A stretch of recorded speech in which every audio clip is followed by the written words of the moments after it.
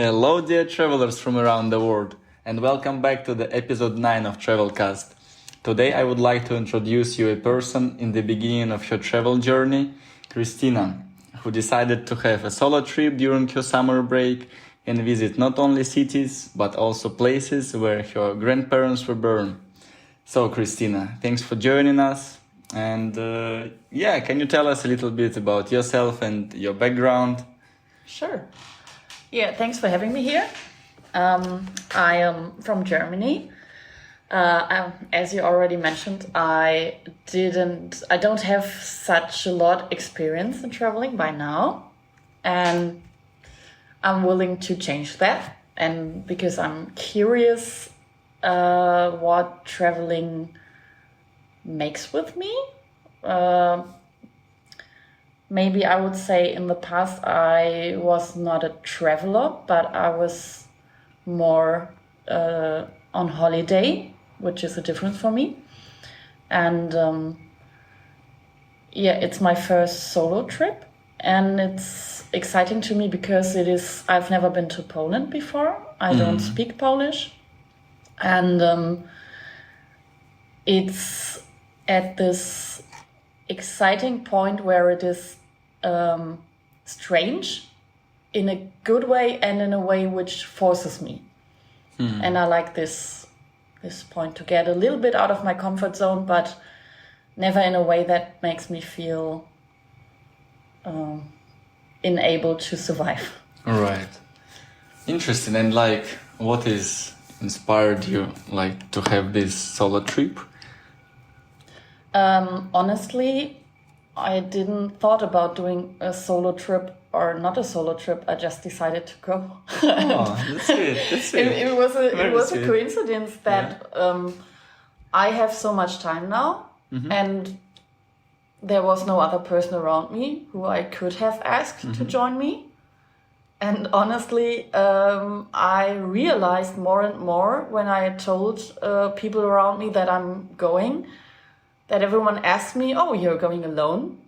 And then I started realizing, oh, it's usual, it's not usual. I have no idea. Is it a question? Oh, I just decided to go.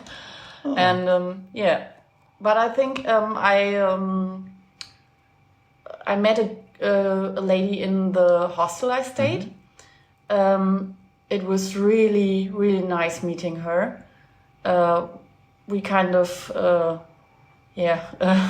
we met each other and we totally got along very well at the very first moment. And she told me she's 61 and she always used to travel with her family. And she mentioned that traveling with her family was more like doing what the others want to do, like her husband or her kids. And now she's traveling alone. And she now really enjoys what she wants to do. And she told me that she's happy for me, that now I am traveling, and she gave me the tip that solo traveling is the best because you don't have to do any compromises and you just can do what you want to do. And now I'm curious what I want to do. Right. That's interesting to find out. This is so true. Yeah, this is so true. I also experience these kind of things. That when you travel by yourself, definitely you would like to have moments to share with somebody, especially if you, I don't know, maybe when you travel by cities, hostels, or socialize, you kind of find if you especially speak at least English or something, then something going on and you meet amazing people and some action goes, social action between all of you and people you meet and so on. However, I think for me personally, I had some, not issues, but let's say when I'm hitchhike by myself or camp by myself or kind of in general nature by myself, then I felt, of course, for some short time, was no problem, but for if do it longer, then you feel a little bit crap, why I'm doing this shit, for whom I doing this shit, kind of with my personal, like some people might be totally amazed by this and feel totally fine. But for me, I was like, all right, like I would like to meet somebody. I would like to, share this moment with somebody, to have some chat. Of course, like again, for some short period of time, I can totally be fine with myself and enjoy the totally presence, But yeah, so I don't know. It's very interesting. So partly I agree with people who amazed by solo travel and say like it's the best because you don't need to give a fuck about anybody. You today you feel go somewhere you go. Tomorrow you don't feel you don't go or like whatever. You're totally up to you. So yeah, excited for you as well, and let's see how it goes. Later you will tell me. It is interesting that you tell exactly. You really spoke out the words that I just wrote in my diary a few days ago. One thing that I realized, it's traveling is probably always a lot about finding out about yourself. And I realized the first 2 cities I was still in Germany, and I found Couchsurfing hosts pretty easy, and that went well. And then I went here, and it was kind of hard to find a host. I wrote several hosts. All right. And I think I already explained it in the request I sent to you. There's some issues that I have because I was unsure whether I should write more than one person a request, because for me, I choose not to find a place to stay, but a person I want to stay with. And if I send a request and write, I like that you do this and that, and I think we have something in common, and I want to get to know you, and then the person answers me and say, okay, come to my place. I don't want to be in the position to say, oh, I already found another host, because it would be kind of, all right, and that's why I only write one person, and then I wait for the answer, and then I write the other person, but that takes me more time, and probably I ran out of time due to this. And so it was when I was sitting in the Flixbus, and we crossed the border to Poland, and the traffic signs changed, and it was only a little bit that changed when I looked out of the window, but it was this insecurity because it was like 6 p.m., 6 in the evening, and I didn't know where I could stay the night. And at that point, I realized that I'm more comfortable with some kind of security. So while driving, I just looked in the internet and I found a hostel. And then after finding this hostel and after seeing that they have beds with curtains, which was important for me, I felt totally comfortable, and suddenly I had this joy and this adventurous, and I was looking forward to my trip. Right. And it was interesting to me that such a little thing changed my feeling of the upcoming travel. And and in this way, that was what I meant. I am curious on me. I'm curious what I will find out about me and myself more on this trip. Very interesting detail, very interesting. You got some like sort of secure feeling that, okay, I will have my place to sleep, somehow private with these curtains. And that's it, I'm fine, right? Like I will make it, like I don't need to depend. Yeah, but also it's another question what you... well, maybe we can back to this later when I will go to Couchsurfing topic. Or we can just go with now, right? Like in general, because I know that you use the application for for super long time. But so let's touch this one, right? Okay. As you already mentioned. And Yeah, like for example, this moment again, like how you choose the person and how you feel, because again, like you are female travel, you solo travel, as you discovered, and how this like selection of the person and like what gives you like security to trust the person where you will go to stay with, because again, as a female, I believe it might be a little bit trickier, not always trickier, but stereotypically again, like, you know, like man has reputation, you know, like that something can happen, even though it can happen with both ways.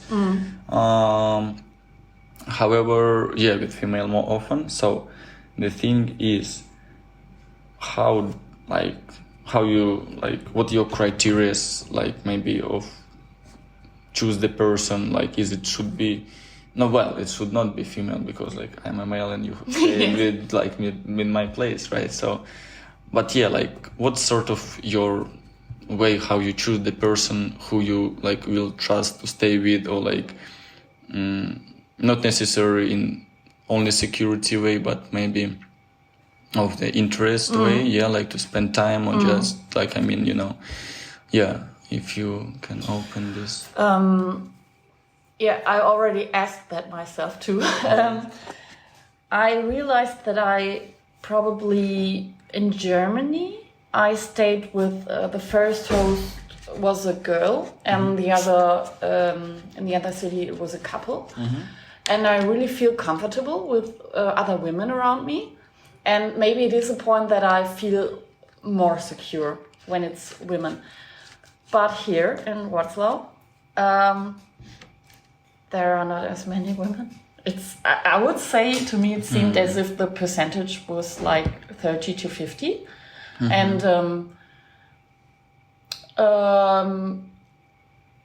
I usually just look up the first photo is important, of course, and if the person looks sympathetic to me in any kind of way, it even doesn't matter male or female then. And then I read the profile, and I always read the whole profile because I'm interested in it. And after that, I think the interests and the other topics that I mentioned, like the sleeping situation and so on, and then maybe I will have a short look at the photos, and then I just go about my intuition. And it's interesting because I talked to the last Couchsurfing couple, how they decide who to host, and they said it would be the other way around. So I never read references because I look if persons are verified or if they have references. That's enough for me. If a person is not verified and does not have references, I would not stay with him or her. But yeah, after that, if they have one of these things, it's enough for me. And sometimes it's that people write about certain interests, like, for example, they can do something that I want to learn. That really, that always is a good thing to me. Or they have a certain kind of humor I like, and little things, or like common interests, like going to concerts or festivals or so on. So that I imagine when I meet the person, there will be topics that we can speak about. And I think that's the only criteria for me. When coming to this security point, I would say that I'm anyway a very, some call it naive, and some call it trustful person. But I just go with my intuition, and I never had that bad experiences. I am not stupid, and I would not go into situations that are dangerous for me. But yes, I just think if I'm at this place and I realize, okay, I don't feel comfortable here, then I will do what I do. But I never had this situation by now. So Right. lucky me. So in general, like your personal opinion, do you believe in, not about belief, how to ask this question? Because like I also met like a lot of like solo travelers, female travelers. It's kind of popular topic, and but there is some people really into concern, like, hey, is it safe country for female, or like is it safe place to go, safe application to use, or something, and do you I know that it's valid question, valid concern, but like in your opinion, how do you feel, like is it like really issue, or like if you have certain how to say, checkups, or maybe being like careful in some sort of situation, you will be fine? Because like what I feel from like male perspective, I don't wanna like sound strange, but with many cases, and especially these solo female travelers who was always telling me, they was telling mostly it's kinda like stereotypically or bullshit, from perspective that like, oh, this country is safe. They say, man, like I traveled this country by myself, hitchhiking, like do you think, like, of course you need to have this, that, like some step of, you in foreign countries, different rules with different things, just watch out. Yeah. And I was like, interesting. Yeah. So like, what do you think? Yeah. Like, just from your approach, like, I don't know, of life in general. Yeah. Yeah. I can only tell maybe less by my traveling experiences, right, but in daily life, I would say it doesn't make sense to me to do such generalism, because I think it also often depends on some kind of, I would not call it karma or manifestation stuff or something, but as the energy that you send out to the world, you get back. And if you send out to the world is a good place and people won't do any harm to me, and if you trust that, it's my opinion, you will receive that. That's just what I experienced by now. Right. Yeah. Okay. Yeah, fair point of view. I know, people had also bad experience, would be also, interesting and also analyze such a things. However, okay, like here we are. And you know what? I also know that you are in the Couchsurfing app, like quite pioneer and like use it since long time. What is in general, like, I don't know, inspired you to use this application, and like kind of how did you know about it? Like since, because you use it since 2008, if I correct? And like these times, we already talked with you, like, and mentioned this, that like before mobile era, literally. And can you please, like, how do you find this application? Like, and how maybe it was a website, not application. Yes. It was an application, of course. Yeah, it was a website. Yeah. And it wasn't me that found it, but my best friend. She did a working year in Canada. And I said that I was willing to visit her. And she found out. She told me, oh, there's this couchsurfing thing. And she explained it to me, how it worked. And I was 24 that time. Yes, in my early 20s. And it was, for me, at the same time, of course, an advantage of being able to travel because of the low cost. And I don't even know which is worth more, really staying with the people and really get to know lots of people and lots of very different people, and experiencing the openness of other people and the circumstance that you come to a place that you haven't been before, but you are welcome.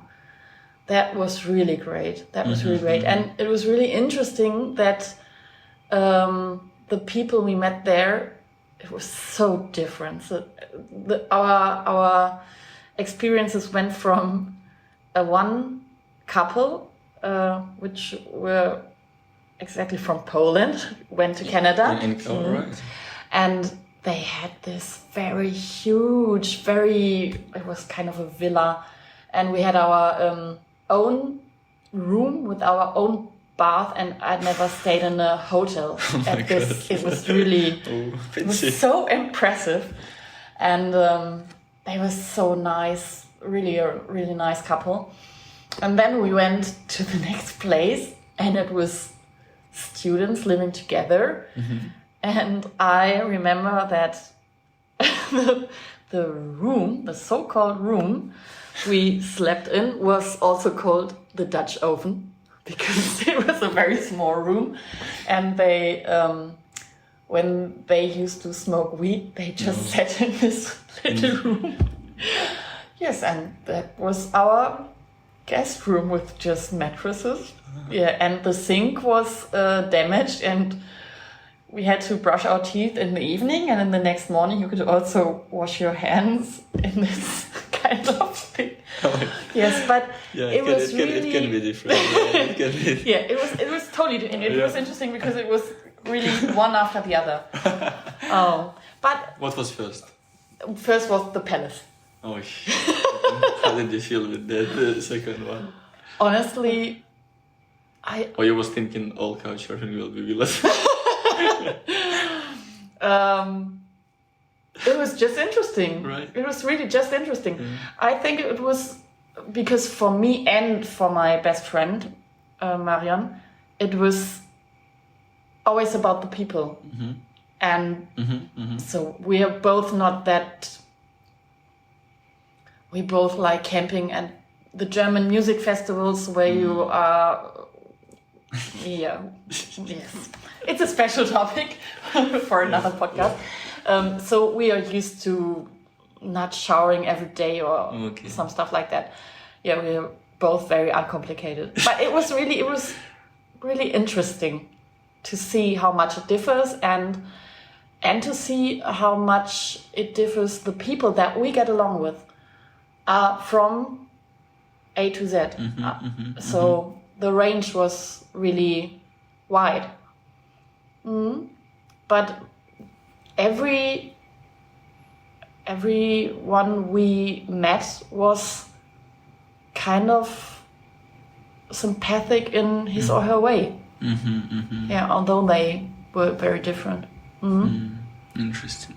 And how did you plan like your trips, like in general, from technical part? Yeah. Because of this website thing. Because I remember my first couchsurfing trips, it was when like 2000 and maybe 16 or something. Yeah, it was already phones, but I didn't have phone. Like I had Windows phone and there was no couchsurfing application, and I used my laptop to text. So I kind of maybe technically know. But yeah, maybe you can tell from your perspective, like 2008, and how did you plan it? Because also, as we mentioned, nowadays you can do more spontaneous, anytime, open phone, find person, even if you're lucky enough, even 1 hour, half an hour, you're okay. Yeah. So how was back then? I remember that it really took us time to do it.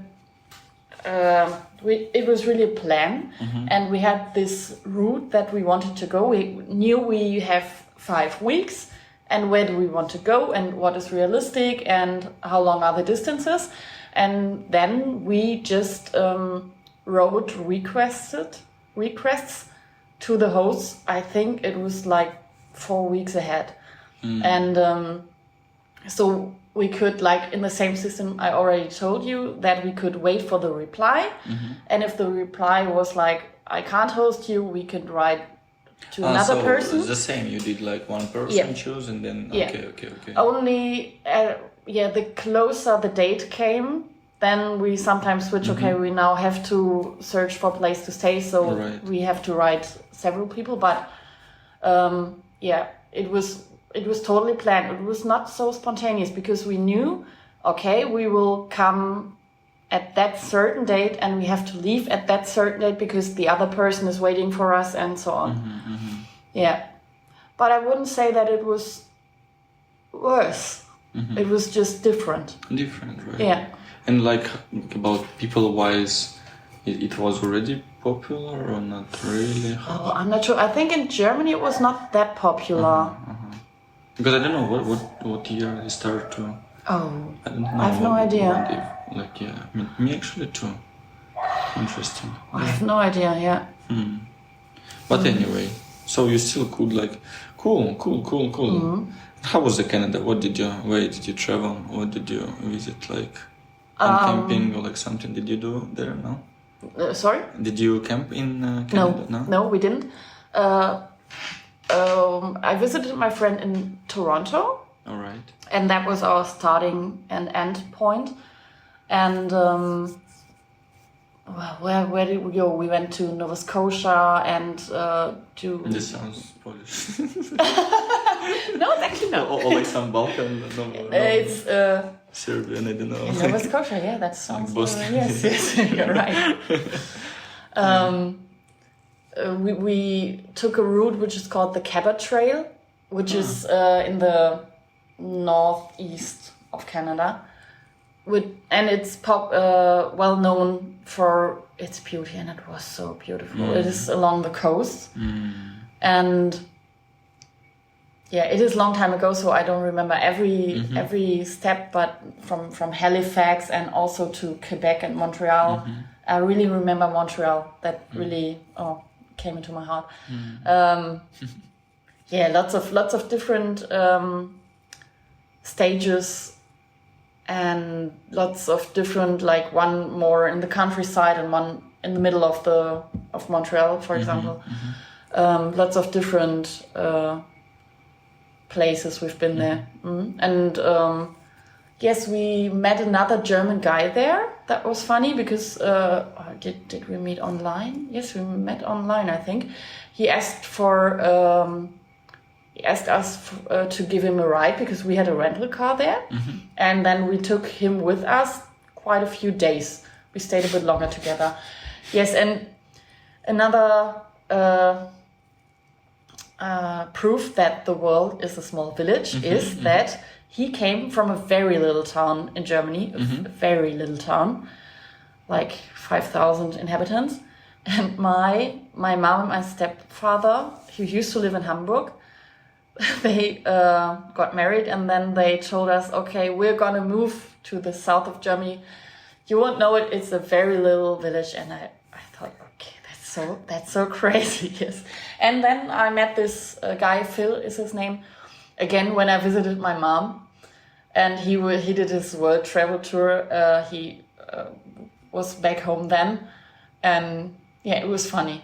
And that is another example for something that I like is when couchsurfing, when you get to know each other through couchsurfing, and you still stay in contact or you visit each other. That is a development I really appreciate. Right. Yeah. Right. Yeah. Yeah, interesting. This what you touch. Yeah, like about that you can visit. Kind of you have friends, not necessarily in daily contact or something, but you can always know that like there is a person in this place where you can at least hang out or at least to see it again or like to have some good time because you already had such or like you're curious how this person changed. It's like all these things. And in general, how was this like couchsurfing experience and maybe travel somehow experience like contribute to your personal growth? I think for me it was totally perfect, and it still is. In several ways, because I just talked about it with another girl yesterday. Sometimes it's hard for me to do. I always try to be very polite, and sometimes it's hard for me to stick to what my needs are, and being a people pleaser and being too polite, and especially in couchsurfing situations, it sometimes comes to the point that, for example, when I'm the guest and I would like to have some privacy, but my hosts want to show me the city. I don't want to be rude or unpolite, but I also have to communicate. I'm tired or whatever, and this, for my personal growth, as you asked for it, is always a topic. And there was a situation, a couchsurfing situation. It was again my best friend when she came back from Canada the year after our Canada trip. We made a trip in Europe, and we went to a guy, and he was verified, but he had no references so far. But he was looking fun at his pictures, and he seemed to be sympathetic. And yeah, so we decided to give him a chance to get a reference. Because if you only go to people who already have references, the other one will have no chance to get one. So it was kind of a fairness thing, and he looked funny, yes. And then we went there, and he was funny. He was a nice dude. But yeah, I don't know how to say. His flat was not as clean as I expected it to be. I thought you don't mind. Yes, I thought too. And I already told you what I don't have problems with. But when we came to his place and he opened the door, it was this smell of like when you have something in the laundry and it is wet, but you don't take it out of the washing machine. You know this smell? Yeah. Yes, but he was really nice, and so we were staying there, and he gave us the blankets and the sheets, and the smell was just everywhere. And then we asked him to take us out. It was in France, to take us out for and showing us around a little bit and showing us a place where we can eat something special in France. And then, okay, I can show you some dining stuff. And then he took us to a place where we can buy pizza. And we were like, okay, that's nice, but pizza is something we already know and we also have in Germany. So can you tell us where we can get any French stuff? And he said, no, I'm sorry, I don't know these places. And yeah, we went back and we were sitting in his kitchen. And there was a huge mountain of litter. Like it was not something that was... I think the most of it was paper. So it was no food or things like that. But it was such a funny situation because...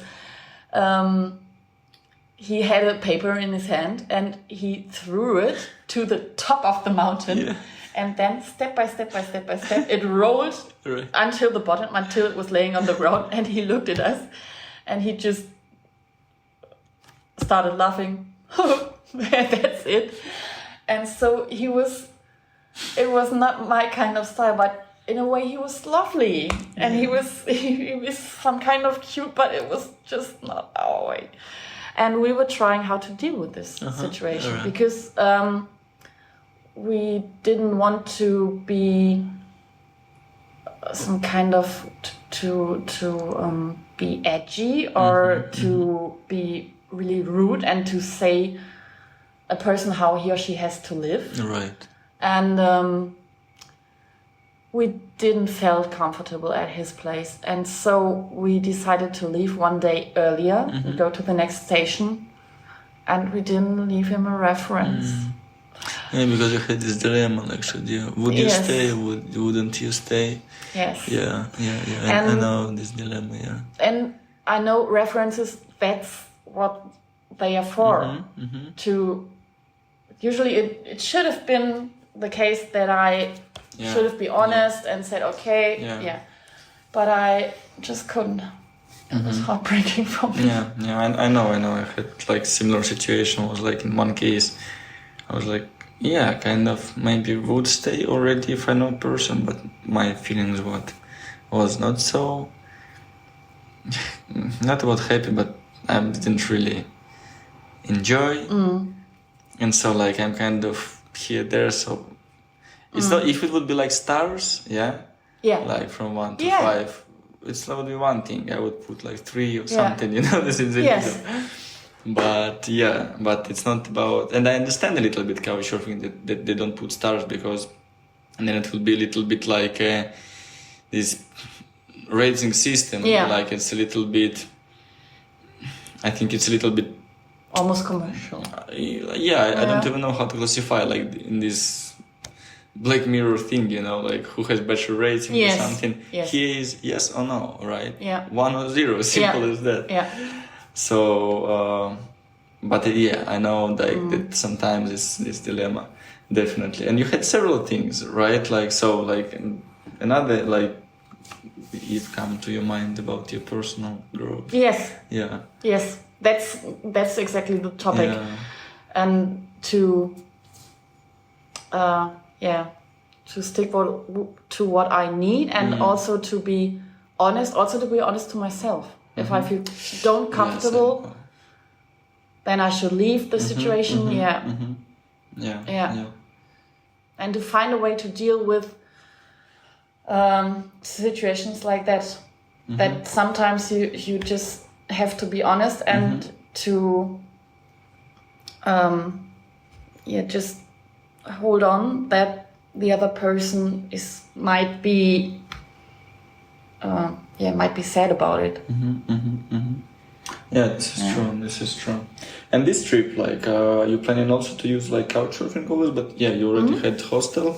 So nowadays you don't have problem to, how to say, like, now maybe, as you also mentioned, like you didn't have any host on the way, you book a hostel, so like to have this comfort. So how is your style of traveling, of like upcoming travel? I think I like the mixture, because I like, it is interesting because I was looking for hosts in another town, and there was one person, and she offered a couch in a shared room, and she has flatmates and so on. So the situation might be not as comfortable as, in comparison to that, another person told that she is not at home, but she would give her apartment. So I could have a free apartment. And then I asked myself, well, what do I want? And I think I would prefer to stay with another person in certain situations, because that's what Couchsurfing for me is about, to spend time with people, if possible, but from time to time, and that is why I like the mixture. In other situations, maybe if I had lots of social interactions and I need more privacy, and because I really need both extremes, then I would prefer the person who just says, go to my apartment, but I won't be there. But usually you don't have it with Couchsurfing, you just have it in hostels. And for example, in a hostel, it is important to me to have these curtains, because I don't know who I'm staying with, and I can't decide who I'm staying with. Exactly. And here it was the first time that I had a dorm only with ladies. Okay. How was it? It was really nice. I didn't thought about it, like exactly the same thing about doing a solo trip or not. I didn't even think about having a dorm mixed or only with ladies, but it was offered. So I said, okay, why not? And then I realized it was much more comfortable for me. Not only because of the snoring that men usually more do, probably, I don't know. Nobody jerking off. Yes. You had curtains. Yes, but it was also, it was kind of feeling comfortable, feeling with self-minded people surrounded. I don't know how to say. Nice, sweet. And also I can just go into my bed and put the curtain in front of it, and I don't have to explain myself. I don't have to apologize. I just do what I want to do. Right. And if I want to talk to each other, I do so. But when I do couch surfing, it's different. So as I like both, I think that I will like both. I would prefer couch surfing, but I'm also okay with the hostel, and I think, we will see. Yeah. And in general, like, where you go and what you're planning to do nowadays? I mean, in upcoming trip. Yeah. Yeah, what is your... I always say that I don't plan, I just have ideas. Good. I like it, actually. I also say that I can be pretty spontaneous if I'm well prepared. Unwelled? No, when I'm well prepared. All right. Okay. I can be spontaneous. Nice. Yeah. So my plan is to visit only 2 more cities where my grandparents were. And after that, I am thinking about going to Krakow and Warsaw. Warsaw, I'm not sure, but yeah, probably.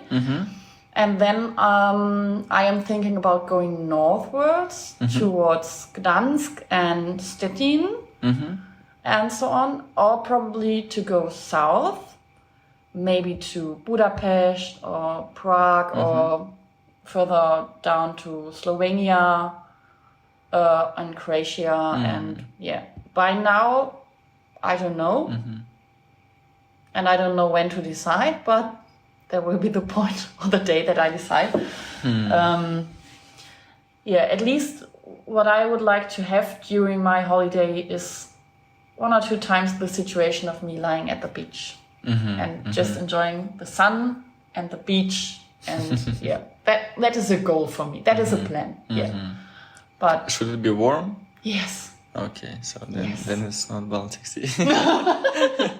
I don't know how warm the Baltic Sea is, but... No, I don't know. It's like it's ice. Okay, no. I don't know. It's super cold. I think I think it's all the year quite cold. Even like July, as we now, or like August might be the warmest. But I think it's still a little bit extreme. Not like swim, like And I never heard from people that like who. Okay, then I think I will be the last person. I was on Baltic Sea in the May. Oof, it was so cold. My legs, like I was trying to go just below the knees, and these muscles below the knee. How you call them? I don't know. Wade, yeah. Oh, right. Is it German? Yeah. So we call them, like, if direct translation from Russian is called kaviar. Okay. But I don't know why. Anyway, I don't know. It's like I never felt the pain there, but it was in pain. I was like, oh my God. But then, like, the next day I kind of run inside, fast and go back with my brother. But just like this, for check-in, but it's not for swimming, not for joy. Oh, okay. Even like for people who like this ice bath. I don't know, maybe, but like, maybe only for this. For just a refreshing just to try to second. breathe, control your air, No, Yeah, but again, I never been in July and August, so maybe you will go in Gdansk, you can check in and decide, like, hey, maybe it will be your point of decision, like, hey, now, like, I want to go warmer, or like, here is okay, As I know me so far, I think I will tip the tip of my toe in it, and that's it. Well, interesting. Yeah, I like that you have like open kind of trip, like, and you can decide and here and there, and about this grandparents visit, like, is it also some kind of the places you already know, like what to do, what to see? Yeah. Like, no, not yet. Yeah. Or like, do you know, is there somebody, like, I don't know, they lived there and they died there, or like they still alive? No. They came from there and they had to flee in World War II when they were kids. So they, And so they went to the place that I was raised, I see. they got married and so on. It's my mother's mother who came there, and my father's father, and my father's stepmother, which was it was my step grandma, but for me it was my grandma. Yeah. And I already asked that myself. Maybe it is because I'm in my 40s. It's a midlife crisis. I have no idea. But it came up to me that these are my roots, and I would like to learn more about what they, what their lives was like, and what their, also with war, and what they had to suffer from, and how they came to the things they enjoyed when I got to know them. And it's only one of them, my grandma, who's still alive and I can ask, but the other ones I cannot ask. And it's just a feeling that probably by getting closer, and in this way getting physically closer to my roots, maybe I can get also in another dimension get closer to my roots. I have no idea if this works out or if it makes any sense, or if I just have a travel. I will see. But that's interesting, sweet, my motive. Because this is something else, like it's kind of, again, you travel, but you have kind of sort of mission, also like to get know your roots and to get know, where it all comes from, and grandparents also, like, maybe you can find something else in this journey. Interesting, very interesting. I don't know if you've heard of the book, because it was a German author, but she wrote about it's kind of epigenetic stuff that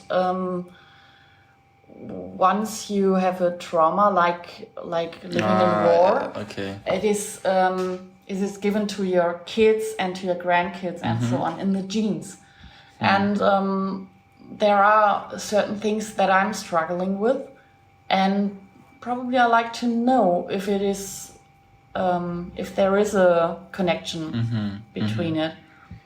I don't know. Yeah, this is interesting theory. Yeah. But a little bit I have a question, because I think in our genes, I think we all will have like traumas from wars or something.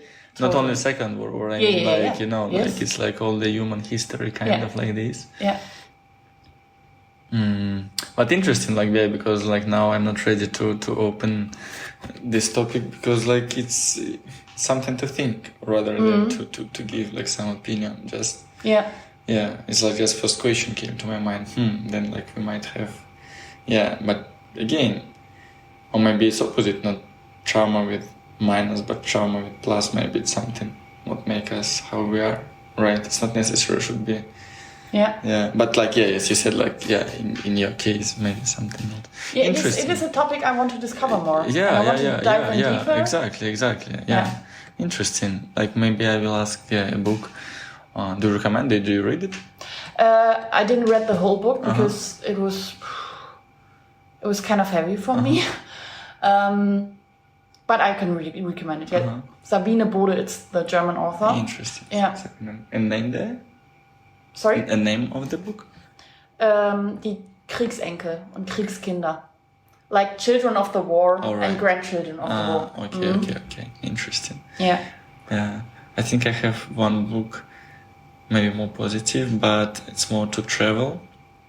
Do you know this author, Paulo Coelho? Yes. This Brazilian guy, and he has this book, Hippie, or something like this. Okay, I haven't heard of it. Yeah, it's not like about this Veronica or something like this. It's like Hippie, and Hippie is his, apparently his autobiography or something.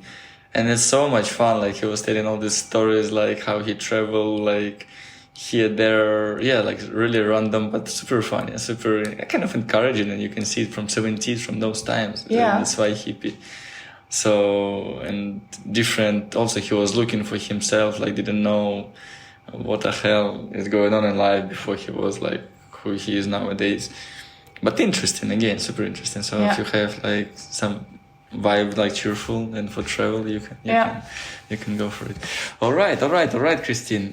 Very interesting topics we touched, to be honest. Like, make me think about some things, and but I think we can slowly wrap up. But I wanna ask you still some like small things, and I don't know, maybe you already have some, I don't know, kind of tips, advices, like for people, maybe to encourage people to travel, or feel free to share.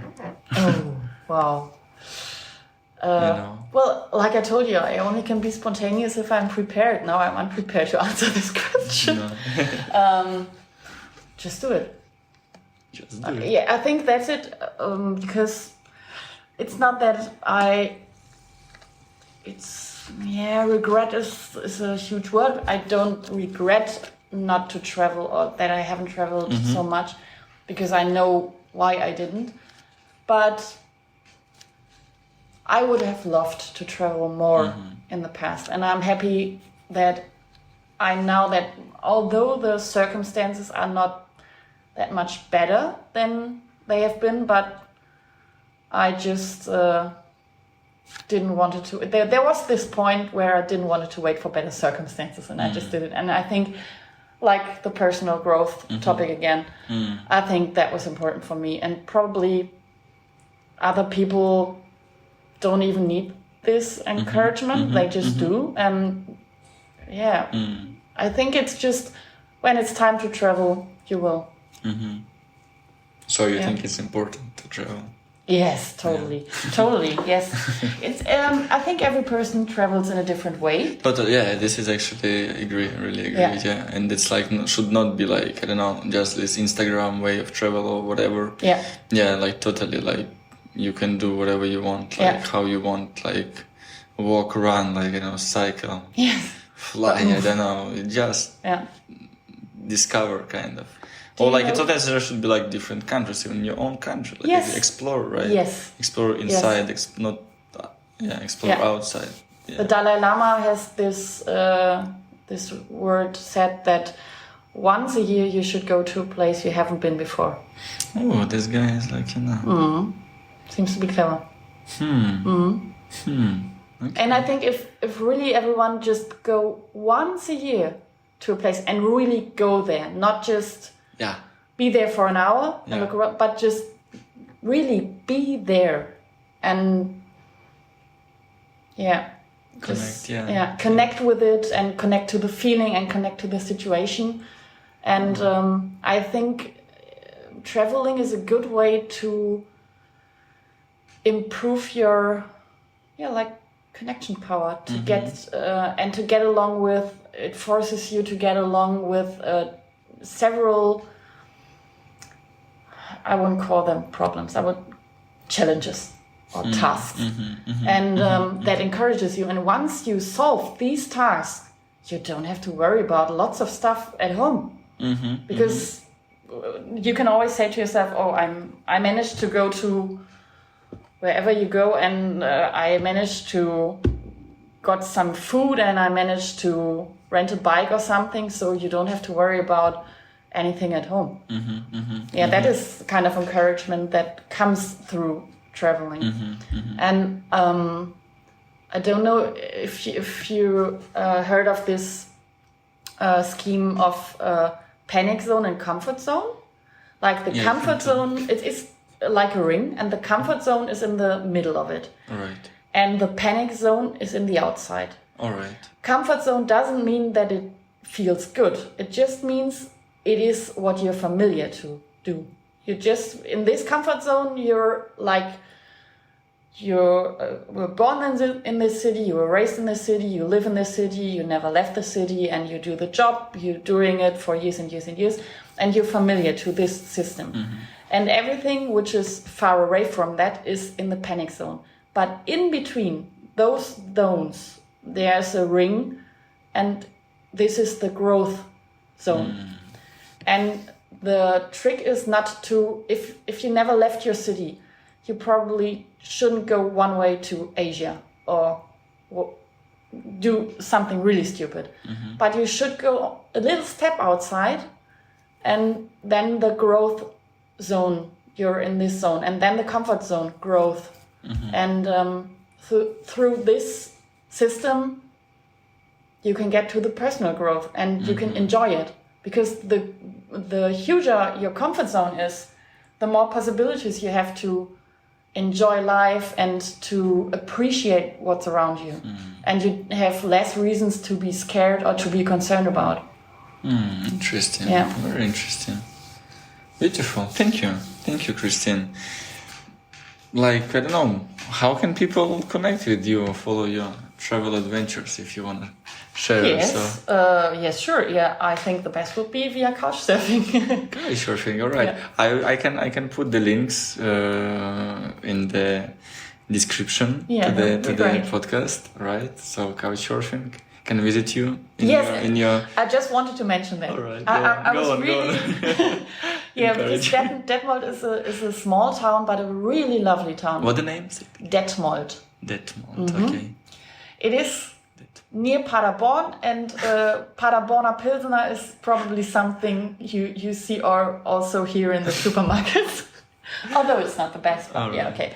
And Detmold, really come to my place. I love to have people with me and to show them around, and yes. Cool. I would like to give back some of the experiences that I was able to get. Oh, sweet. Thank you. High five. High five. Thank you. And thank you for listening. Hope you enjoyed this episode, and looking forward to see you in next episodes or somewhere around the globe.